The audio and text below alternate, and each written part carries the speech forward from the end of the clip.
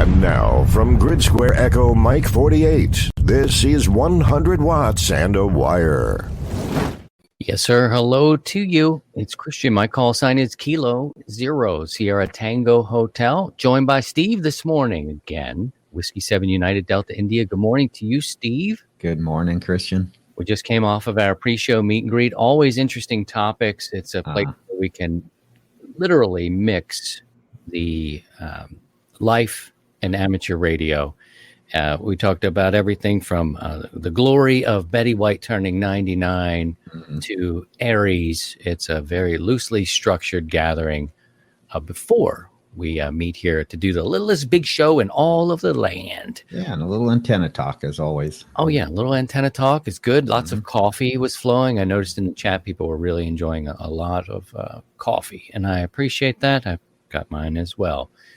Today we're going to be talking about education in ham radio, and a lot of us we talked about mentors and Elmers in the past and how important that is to try to find somebody that can help you along. But education is actually a bigger bigger thing and super important. So we're going to talk about that today and the various avenues for it, and the recipient of a big award. You know, the Carol Perry Educator of the Year Award is no joke. It's a big one. It is presented by the Orlando Hamcation. And we just happen to know the guy who got it. And we'll be visiting with him later today. So we're gonna just do something a little different today. We're gonna mix it up. We're gonna send Steve is gonna go over to the chat room and mix it up with you guys and see how you're doing and hang out with you a bit. And we're gonna bring in Mike. Mike is Kilo Juliet 4 United Delta Oscar. So we're gonna move some things around a little bit today. Bring Mike in, talk about this award. Steve will mix it up with you guys. Waka waka. If you're new, check out. We don't know what we're doing. I don't know. I should speak for myself. I don't know what we're doing. But if you're new to 100 Watts and a Wire, visit the YouTube channel. If you dig what's there, subscribe, click the bell, because I find in a busy life, it's good to know when things are coming. I want to introduce you. And give us a thumbs up. Yeah, give us a thumbs up. It helps this algorithm. You know, what you're trying to do is capture the attention of the algorithm so they make you an option. That's kind of all I know about that. Steve, I'm going to bring Mike up here. We'll say hello to Mike. I'm going to introduce you to him. Good morning, sir. This is Kilo Juliet 4 United Delta Oscar. Mike, thanks for coming on today. Good morning, Christian and Steve. Thrilled to be on your show today. Thank you. It's good to have you here. Where are you coming in from? Where are you today? I'm just outside Orlando, Florida this morning. So it's paradise. Well, we are a little on the cool side today, at least by Florida standards. So. Right on. So are you busting out the parkas now? Almost. Oh, good. That thing of snow on the ground here. We're just north of St. Louis, so we're hanging around this temperature that's a little, about 32, 34. Go back down. We went up to 50, so it's kind of soupy here with a little dusting on the ground. Chat room, stand by. Here comes Steve. Steve's going to hang out with you for a little bit. We're going to figure out a little bit more about this award, so we'll be back with you in a minute, Steve. All right, Mike, let's talk about this a little bit. I'm curious about this award. We're talking about the Carol Perry Educator of the Year Award. It's bestowed upon an individual who has made an outstanding contribution in education and advancing youth using amateur radio. And you're the Hamcation Award chairman. Can you give us a little bit of background about the award, and we'll take it from there? Sure. Yes, I am the award chairman for Hamcation. And this will be the third year that the Carol Perry Educator of the Year Award has been bestowed to an outstanding individual. The award originated 3 years ago. I guess I should probably back it up almost 4 years ago to get it put in place. A couple of the committee members were meeting with a couple of the other show committee members, Hamvention and the Stone Mountain show, meeting with the folks there. And it was a recommendation coming to the Hamcation committee. He says, you guys should really get an award together to turn around. You're getting, the Hamcation show has been growing over the years, and said, you guys should think about getting some awards together. So the team got kicking it around and said, we really need to maybe highlight somebody in the education world. And Carol Perry had been coming down to Hamcation for a number of years in the providing a forum on youth involved in radio. And so the committee solicited Carol and obtained inputs on what some of the criteria and we should look for an individual in supporting youth and in educating radio communications. So that evolved together, and 3 years ago at the show there, Carol was presented with the Educator of the Year award. Little did she know she was going to be the first awardee for that award. So that's kind of where that started from. And then we opened it up last year and this year to other individuals that are working with youth and promoting radio communications across the way. So I think it's really important because you mentioned a couple of things, and you're the second largest Hamfest or ham show, however you'd like to position it, in the country. Mm-hmm. So that's significant, deserving of an award or several awards, frankly.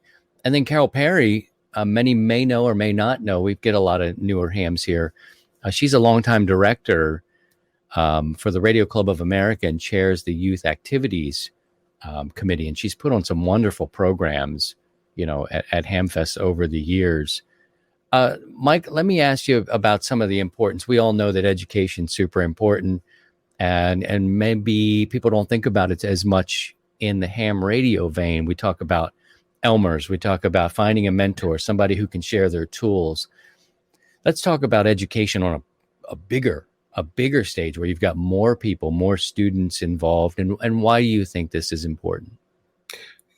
The big thing to me with this, especially with this award, is exposing youth to radio communications.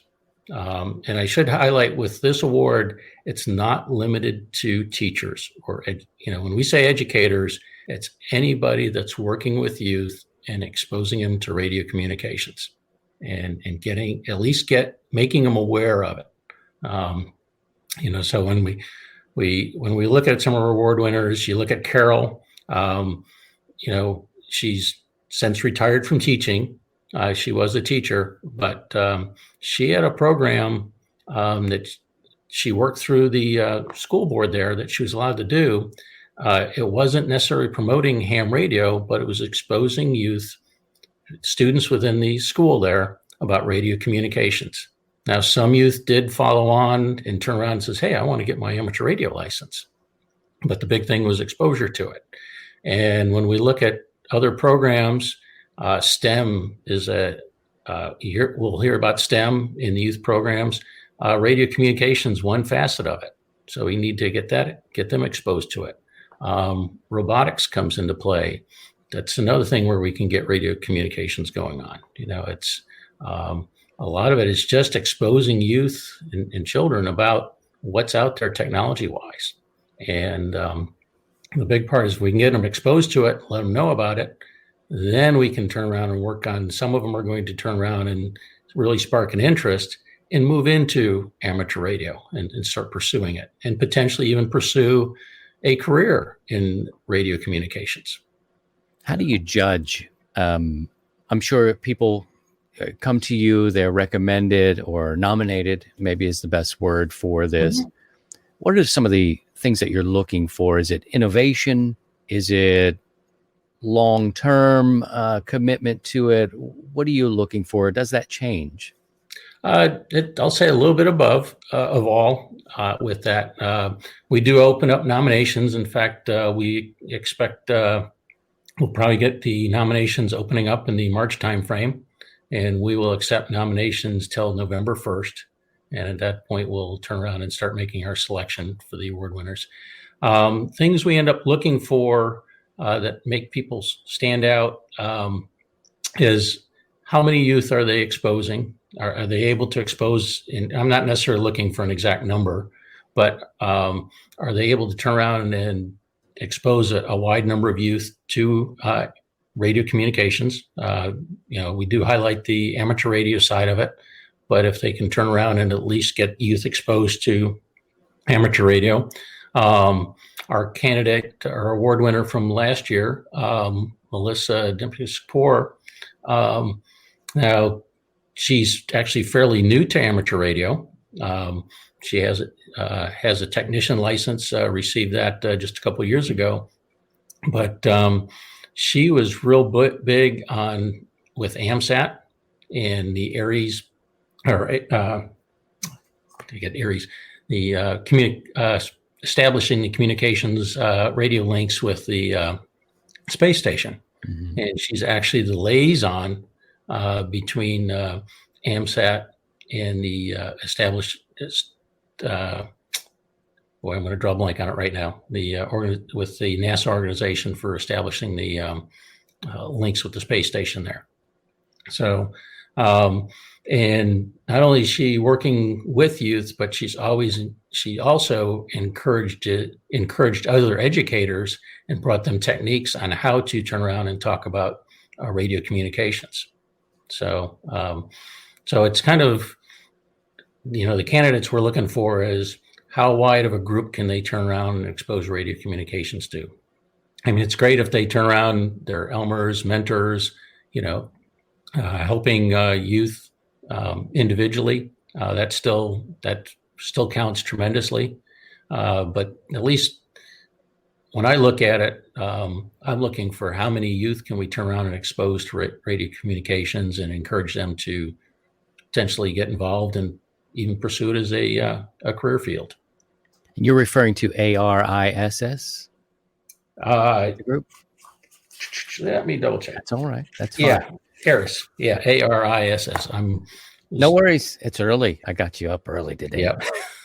Let's talk about the way ham shows are going to be done now for a while. I mean, we've got cancellations, and everybody knows why. It's already justified, and it's a kind of second Passover here.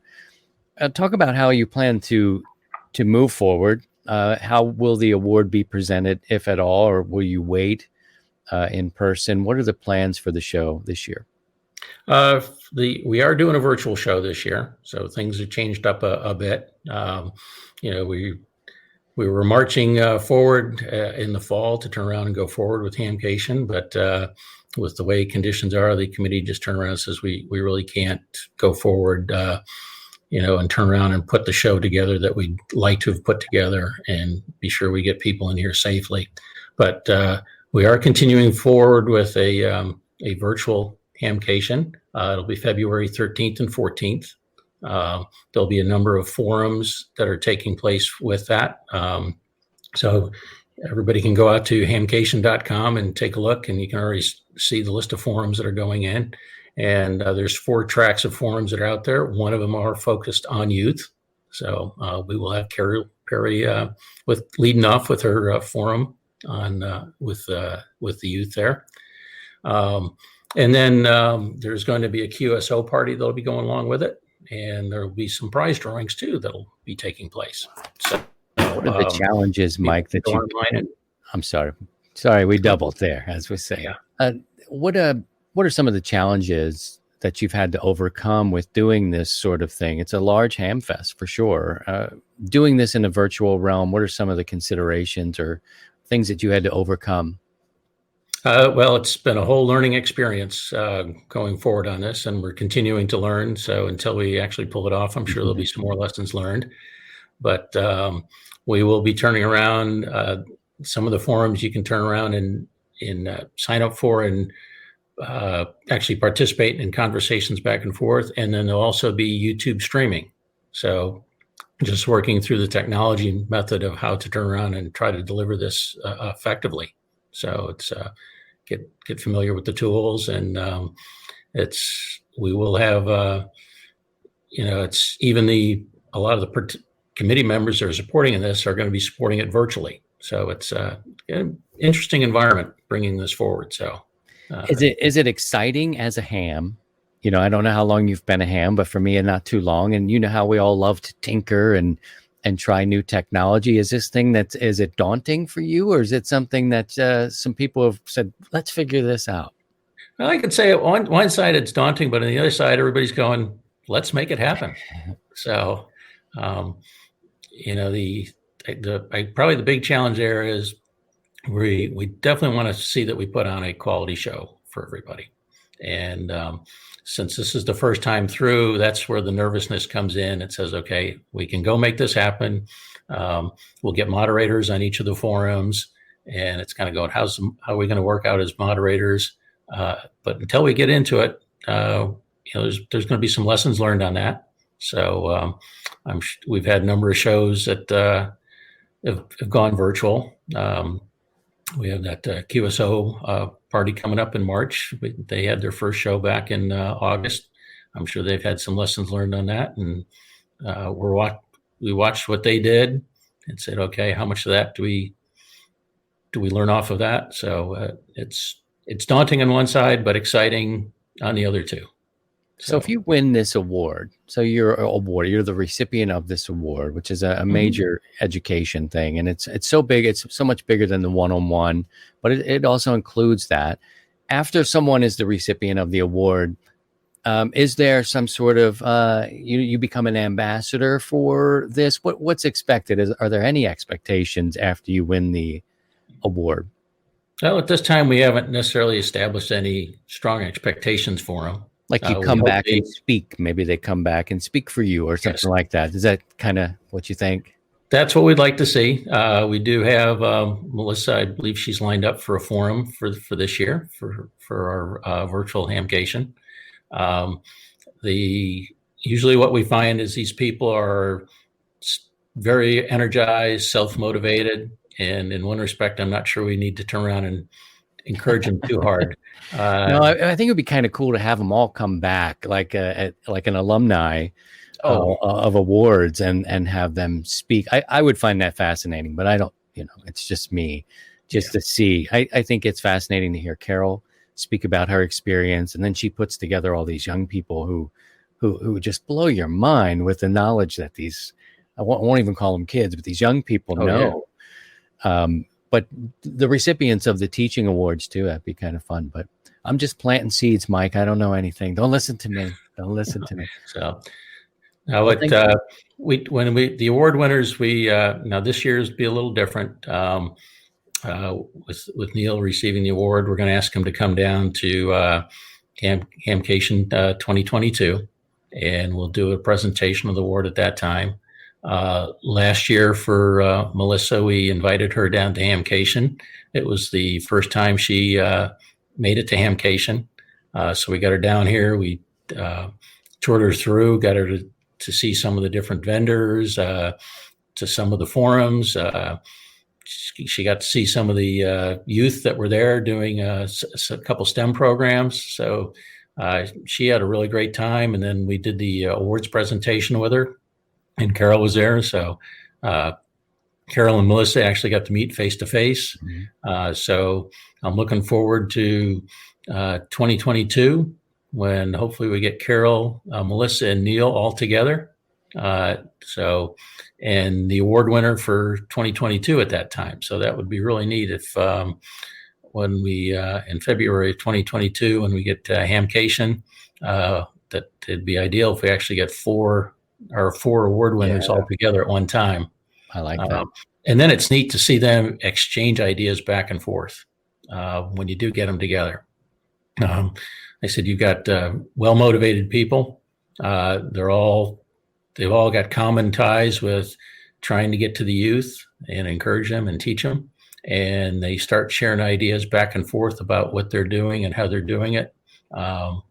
And I'd say, last year when we selected Melissa, that was one of the big keys that that made me very thrilled about having Melissa on there, is not only educating youth, but telling other educators and adults, it says, here's tools or things you can do to get the youth involved or interested in what we're doing here.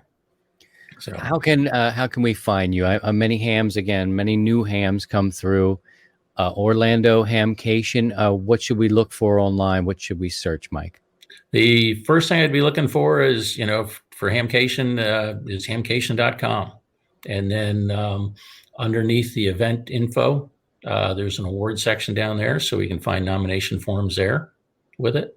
So that's as far as, and right now, if we went out and looked out there, we'd find for the virtual event coming up, full list of the forums that are coming up that people can sign up for.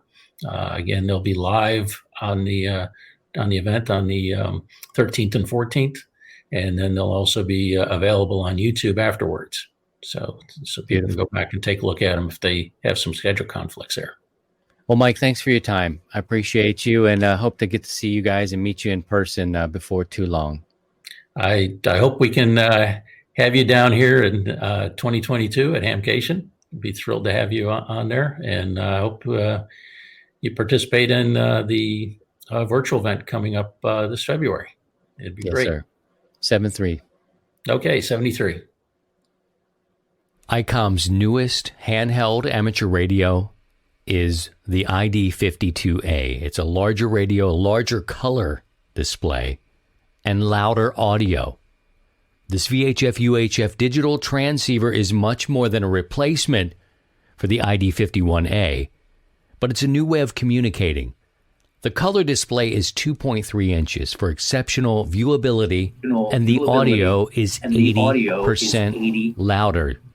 This multifunction dual-band D-Star transceiver supports DR mode for easy access to local repeaters based on internal GPS information, as well as terminal and access point modes.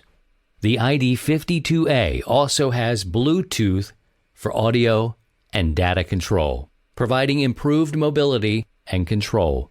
Visit icomamerica.com for more information. All right, friends, this is the time where we feature two stories. I'm going to bring Karen up here, and we're going to talk to Paul as well. My colleagues from Amateur Radio Newsline will join me here. Hello, everybody. Good morning to you. Good morning. It's good to see you all. And everybody looks so good. You've got someone behind you, Karen. Yes. I don't know. What's going on with that? Okay, this little dude is a groundhog. We've got Groundhog Day coming up, which, of course, is not always a ham radio event, but there's a little bit of a tie-in here. This is a reminder about the AM rally, which we talk about in this week's newscast. And this is a celebration of the oldest form of voice on radio. And it's a nice annual event. If you've never tried AM, it's fun.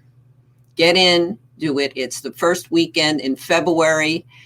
Yeah, skip a little of the Super Bowl. It's the same weekend, okay? But go to your radio, get in the shack. There's going to be, you don't need the halftime show, get on the air. So we're just reminding folks, this little groundhog will have already told us what the outlook is for spring. So just get on the air, enjoy AM. It's a wonderful, warm sound. So I brought him along to help us spread the news today. Very well. Well, we all know the format. This is the time of the show where we bring two stories to the table. One, maybe front of mind and hitting the headlines. One, maybe not so much. Karen, what'd you dig up for us this week? Well, the sad news, not entirely unexpected. Dayton Hamvention is a no-go once again for this year. So that's 2 years in a row. That's not news by now. It's Saturday. We know, everybody who was looking forward to it knows. What we're looking at, what we like to think about is what next? What next? They're trying to make it happen next year. But I think a lot of us realize this has forever changed the landscape of ham radio gatherings. Certainly Hamcation, which we just heard about, that's really changed dramatically. They'll have that next year. But what kind of changes can we expect when folks gather, hopefully they will, in Ohio in 2022? clearly there will be people who want to go and can't for whatever reason. Hopefully, pandemic will not be one of them. So when we listen to the story of the cancellation once again, we have to think, okay, what are you doing to make it worthwhile for us to at least attend virtually? We don't know what shape it's going to take, but I think enough has happened in the last year to tell us pretty clearly that we're not going to be seeing the Hamvention we know and love anymore. That's been forever transformed. So when we think about it and make our plans, it's something we've got to consider. Paul? And I like to think that, real quick, is my level? You're a little low. You're a little low. That's okay. I'm thinking about Karen. Okay. Oh, go ahead. Go ahead. Yeah.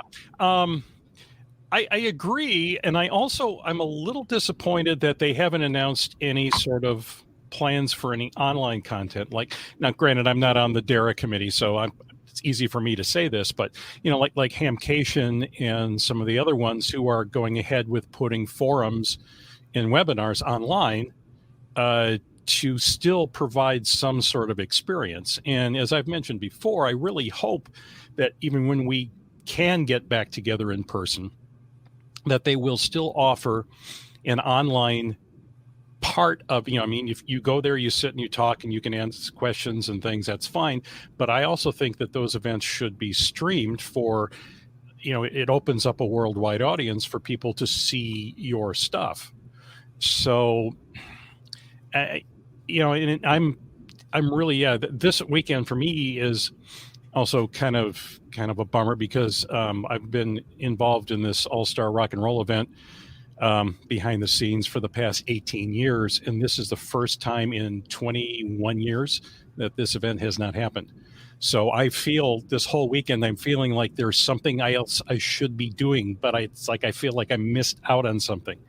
But I've signed up for a number of the webinars at Hamcation because I was planning this year to actually go down to Orlando. My wife and I were going to spend the week afterwards doing the Star Wars stuff and all that. But I'm going to watch the online webinars and I'm going to learn something. And I really wish that just having the on-air, if special event is one thing, but why not the people that were going to make presentations? Why not put them online? That's a thing that I think should not go away from this experience, is the online component of, now granted, some of the small local hamfests maybe don't have the infrastructure or the money or the people to do that, but the larger ones should always from here on out have an online part that you can sign up for. Say you have to pay $10, whatever, but you open up your event to the world instead of just those people who can afford to fly to wherever you are. 100%. And I think about, many of the demographics that go to Dayton, go to Orlando and other hamfests, we're getting older. Everybody's getting older. And the thought when you said it's kind of sad is maybe even sadder, not to one up you there, but imagine some of these people may have already been to their last Dayton. 19 may have been it for them. And that's a bit of a bummer there to think that, they may not make it back. And if they have the online content, they can still participate. I mean, you can't walk the flea market and you don't get the casual interaction in person. You don't get to bump into people. You have to make your own cheesecake on a stick. But you still get to participate in the event, even though you can't go if you're a shut-in. And I think it's a shame if that isn't expanded and doesn't continue. Roger that.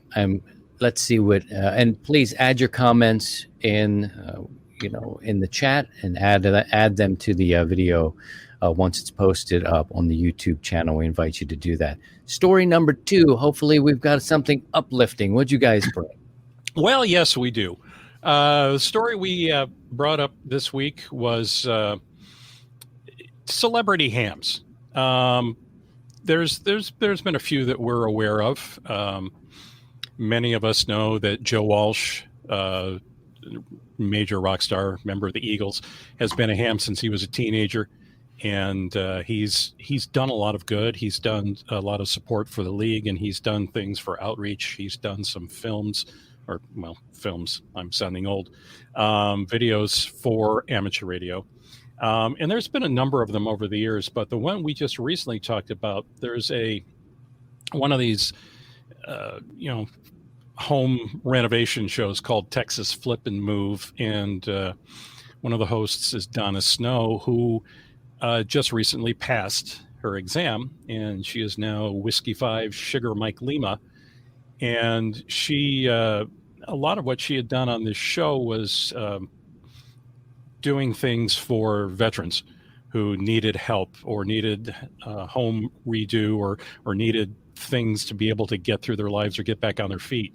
And she's going to continue to do that. She's working on developing a new show that will not only involve helping veterans, but also she's really big on promoting ham radio, which is anytime we get, I mean, realistically, they're just normal people living their lives, but they do realize that as a celebrity, they have a platform where they can support what they really believe in.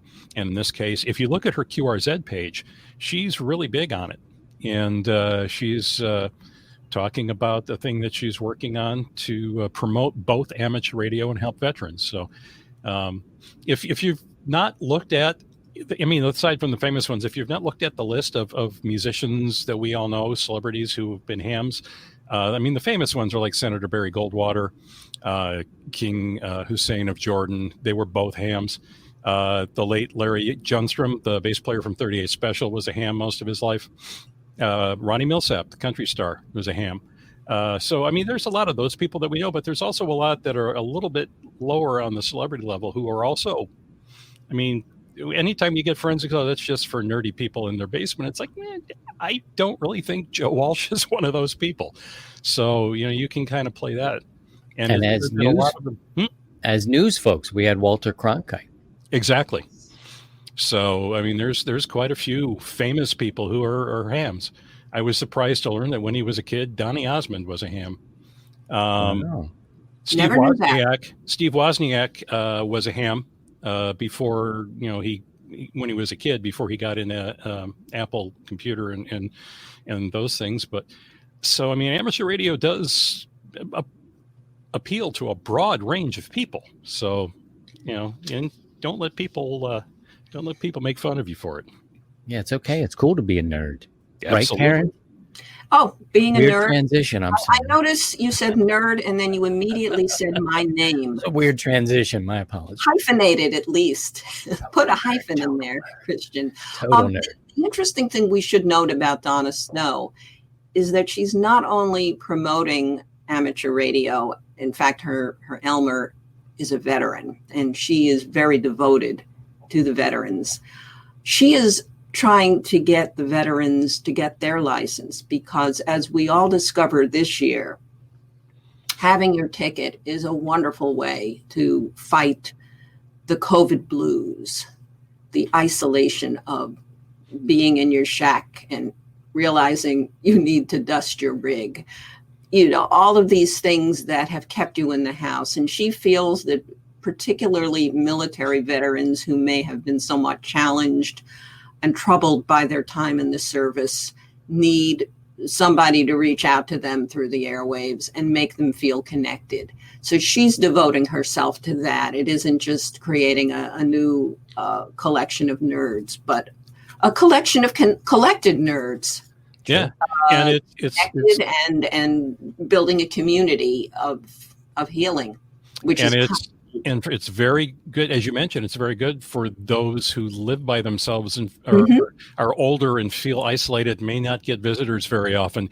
Here's a chance. It opens up a whole group of friends, people that they can talk to and not feel like they're like, nobody knows that I'm here anymore. So, and also, as Steve reminded me, Tim Allen, as we know, very famously became a ham in the past couple of years. Country star Patty Loveless is also a ham. So, I mean, there's a lot more than a lot of people know. Our cool factor is actually on the rise, friends. Well, I'm a ham. And yeah, you're not helping. but it's nice to have you. It's Well, still thanks. nice to have you. Thank you, Paul, welcome. WD9GCO, and Karen. Thank you both for bringing the stories today. KD2GUT. Leave your comments down below, and we'd like to hear from you and keep the conversation going. 73 for now, friends. We'll catch up with you again next week. 73. See you soon, 73. Friends, if you find value in the show and in the 100 Watts and a Wire community, consider becoming a sustaining member. When you donate $25, you're eligible to receive discounts from participating companies. It's a win-win-win. The show gets your support, you receive discounts, and the companies can earn your business. Become a member now and receive 6 free issues of both CQ Magazine and Nuts and Bolts. Support the content you enjoy and get a deal on the gear you need. Visit 100wattsandawire.com to learn more.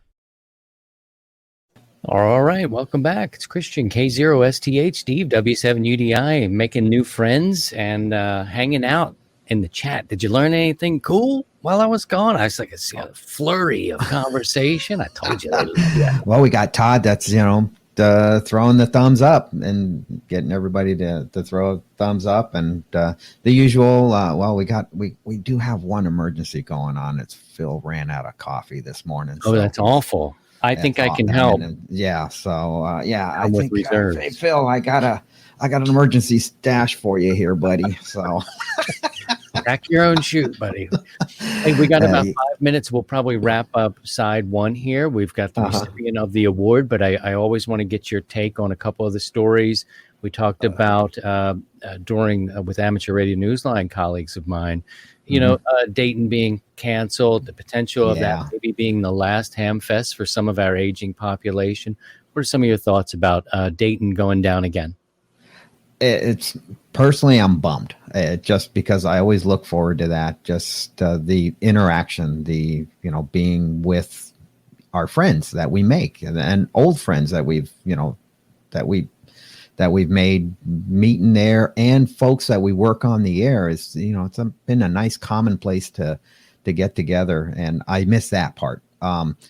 I figured Dayton will probably get their online going. They're like they did last year. It's they got to shift gears. They pretty much were going down the road. Sounds like Orlando kind of was ahead of the game, kind of figuring out that hey, let's have this backup plan here, and they're going for it. So at least the online forums is a big thing, because that's education. That's part of the the allure of going to Hamvention, Hamcation, Huntsville, all these shows, even the local Ham Fest. That's the other thing that's getting lost in this whole discussion, is our local Ham Fests are going, have been canceled. And so it's been tough, but we like to interact with each other. Yeah.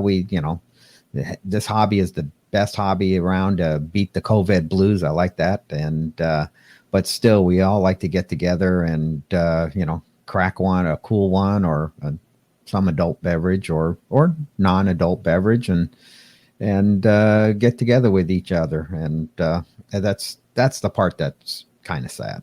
But I predict a renaissance, a rebirth of the Hamfest come just after we get ourselves cleared up and the virus is managed and we all have been inoculated.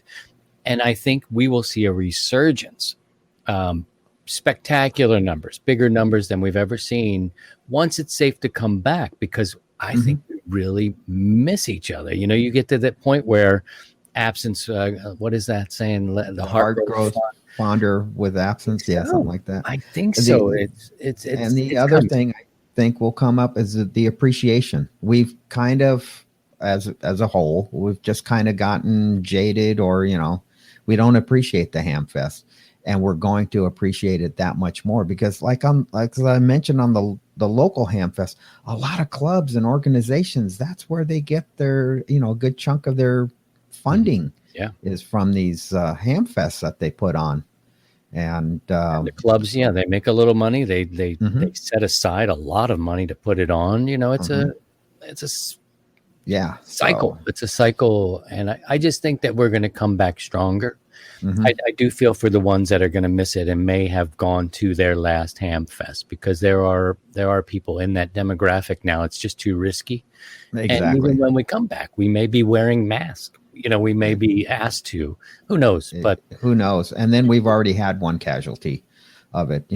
Hamcom down in Texas have closed their doors. so Good. it's a great discussion point. I do want to go to Orlando. I look forward to going back to Dayton. That's on my bucket list, is to go to Orlando. We and should then, try to figure that out together. And then, we got Huntsville. So And Huntsville is our last hope for the big shows this year. So if it happens in August, I'm flying You're down. going to do it. You're going to do it. Hell yeah, I'm doing it. Yeah, see, My you're wife getting to already the point knows. where you can't be contained anymore. I got to go. I understand. We're getting ready to wrap up side A. It's kind of the beauty of doing this on YouTube. And if you're new, welcome. Thank you. Please subscribe if you like it. Click the bell. It lets you know when we go live or add anything new to the channel.